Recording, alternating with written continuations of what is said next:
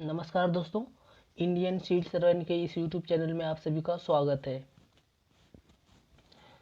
अगर कोई यूपीएससी का स्टूडेंट है और वो जो सो आईएएस बनना चाहता है, तो उसको यह पता होना चाहिए कि उसको कितने रैंक के अंदर उसको आना चाहिए। तो उसको यह पता होना ज़रूरी है कि वो कितने रैंक के अंदर आएगा कि वो जो सो आईएएस बन सकता है और अपने पोस्ट को आसानी से पा सकता है।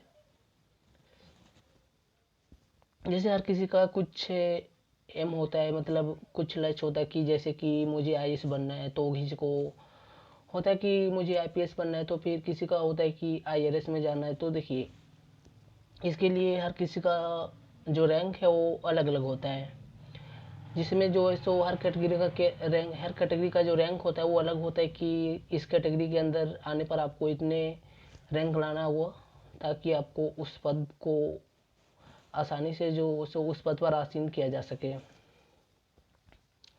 मतलब अगर बोलें कि देखिए, हर साल यूपीएससी का जो नोटिफिकेशन है उसमें हर साल वो जो है सो मिनिमम और मैक्सिमम की बात करें तो 1000, या तो बोलें तो 900 तक पद वो हमेशा निकालता है। तो उसमें से वो जो 900 पद है, उसमें से आपको 900 पद के अंदर नहीं आना है, मतलब 900 रैंक तक नहीं लाना, उससे नीचे ही आपको आना है। जिस कैटेगरी के स्टूडेंट है उसके हिसाब से आपको अपने अंदर आना है।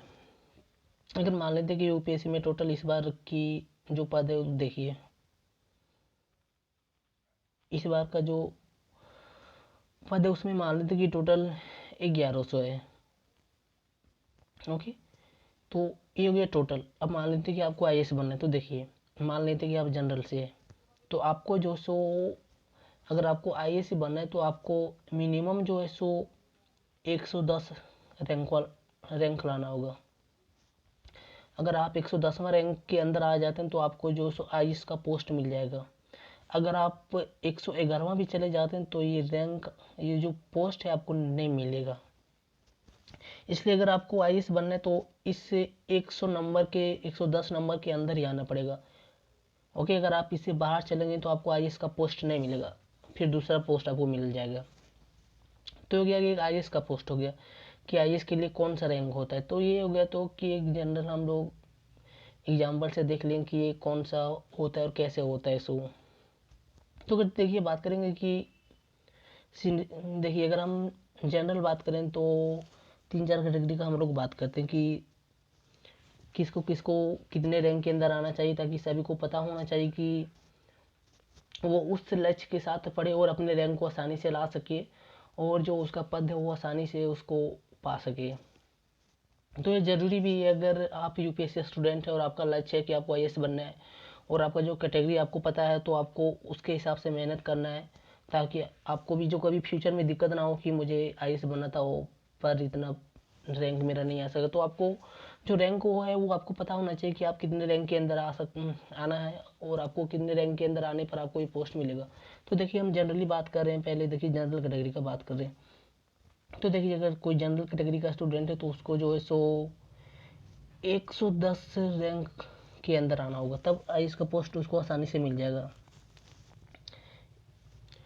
तो ये हो गया 110 रैंक हो गया, 100 जनरल वाला को हो गया, इसके अंदर आपको आना पड़ेगा, तो आपको ये जो पोस्ट है आईएएस का वो मिल जाएगा। ओके, अब अगर बात करेंगे कि ओबीसी वालों का जो रैंक है वो क्या होना चाहिए, तो देखिए इसमें ओबीसी वालों का जो रैंक है वो 300 के अंदर होना चाहिए। अगर ओबीसी का कोई स्टूडेंट 300 के अंदर आ जाता है, 300 रैंक के अंदर अंदर आ जाता है, तो उसको आईएएस का पोस्ट आसानी से मिल जाएगा। ओके, तो ये वो भी, तो ये हो गया कि ओबीसी का पोस्ट रैंक जो है 300 के अंदर ही होना चाहिए। अब अगर बात करेंगे कि एससी एसटी का जो रैंक होता है उसमें उसका क्या होता है, तो देखिए एससी एसटी का जो रैंक होता है उसमें आपको मिनिमम जो सो 450 तक चल जाता है। ओके, अगर आप एस सी एस टी हैं तो आपका जो लक्ष्य है वो 450 के अंदर ही होना चाहिए, इससे बाहर का नहीं होना चाहिए। अगर इससे बाहर चले गए तो आपको इसका पोस्ट नहीं मिल सकता है। तो ये हो गया मिनिमम 3 कैटेगरी, और यही जनरल चलता है। वैसे और भी कैटेगरी है, जैसे हो गया कोई विकलांग है, जैसे कोई हाथ से विकलांग है, कोई पैर से, कोई आँख से, कोई बोल नहीं सकता, कोई सुन नहीं सकता, कोई चल नहीं सकता है, तो इसका भी कैटेगरी आता है और उसका भी रैंक होता है, एक तरह से डिसाइड किया जाता है हर साल इसके हिसाब से। बट ये जो जनरल ये जो 3 कैटेगरी है, ये जनरल हर साल यही रहता है लगभग। ओके, 1-2 रैंक से आगे पीछे होता, तो आपका ये टारगेट स्कोर हो गया कि आपको इतने के अंदर आना है ताकि आपको आईएएस का पोस्ट मिल सके। देखिए फिर से एक बार हम रिपीट कर दे रहे हैं, जनरल वालों को 110वां रैंक के अंदर आना होगा, या फिर बोलें तो 110 रैंक लाना होगा, इसके अंदर ही आना होगा, इससे बाहर नहीं मिल सकता आपको आईएएस का पोस्ट। अगर आपको आईएएस बनना है तो इस 110 के अंदर आना पड़ेगा। हम बात करेंगे कि ओबीसी का, तो देखिए ओबीसी को 300 के रैंक जो है इसके अंदर आना पड़ेगा। 300 के बाहर जाने पर आपको आईएएस का पोस्ट नहीं मिलेगा। पोस्ट तो मिलेगा बट आईएएस का नहीं मिलेगा, कुछ दूसरा मिल जाएगा, आपके हिसाब से नहीं मिलेगा। फिर SC ST का जो है उसको 450 के अंदर आना पड़ेगा।